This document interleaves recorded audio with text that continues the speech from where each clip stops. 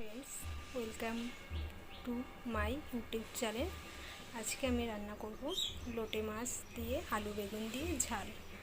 আপনারা এরমভাবে করে দেখবেন, খুব সুন্দর লাগে। আমার তো খুব ভালো লাগে এরমভাবে লোটে মাছের ঝাল করতে। তা দেখে নিন আমি কীরমভাবে রান্না করছি আজকে। চলুন। লোটে মাছ রান্না করার জন্য আমার প্রথমেই লাগছে 500 লোটে মাছ, কেটে বেছে ধুয়ে রেখেছি। সাথে লাগছে পেঁয়াজ কুচি, টমেটো কাটা, আদা বাটা, রসুন বাটা, লঙ্কা বাটা, আর দুটো আলু গোটা গোটা করে লম্বা লম্বা করে কেটে রেখেছি।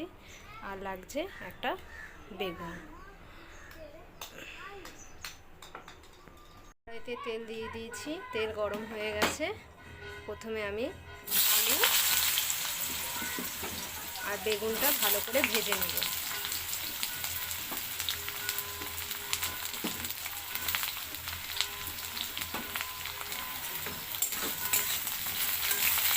আলু বেগুনটাকে ভালো করে লাল লাল করে ভেজে নেব। বেগুন আর আলু আমার ভাজা হয়ে গেছে, এবার তুলে নেব। এটা তুলে নেওয়ার পর ওই তেলেই আমি একটু 5 ফোড়ন দিয়ে দিলাম।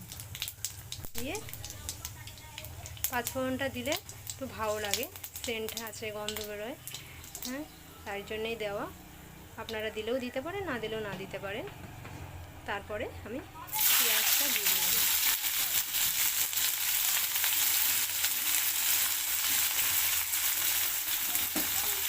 পেঁয়াজটা একটু হালকা করে ভেজে নেব। রসুনটাও দিয়ে দেবো আমি। পেঁয়াজ রসুনটা একসাথে একটু ভালো করে ভেজে নেব, লাল লাল করে। পেঁয়াজ রসুন আমার ভাজা হয়ে গেছে। এবারে আদা বাটা,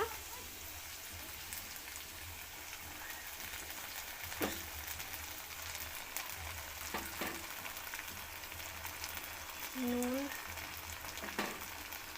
স্বাদ মতন,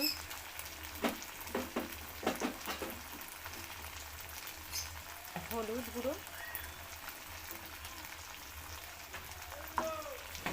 আর জিরের গুঁড়ো।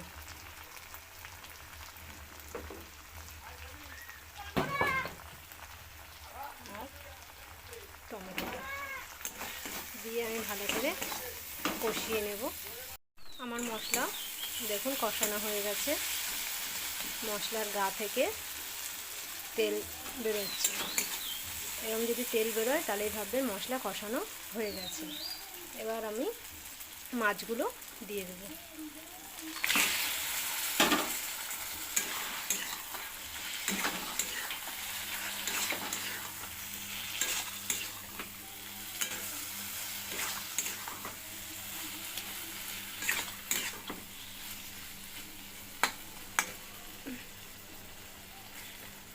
মাছগুলোকে দিয়ে দিলাম, আর নাড়ানাড়ি করব না।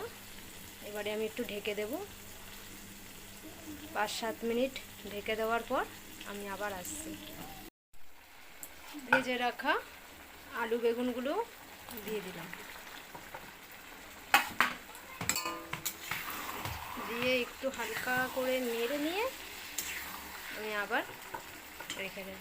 বেশি নাড়ানাড়ি করলে মাছগুলো পুরো ভেঙে যাবে, মাছগুলো আর গোটা গোটা থাকবে না। তাই আমি বেশি নাড়ানাড়ি করছি না, হালকা করেই নেড়ে আমি আবার রেখে দিচ্ছি। মাছটা আমার পুরো হয়ে এসছে, এবার আমি নামিয়ে নেব।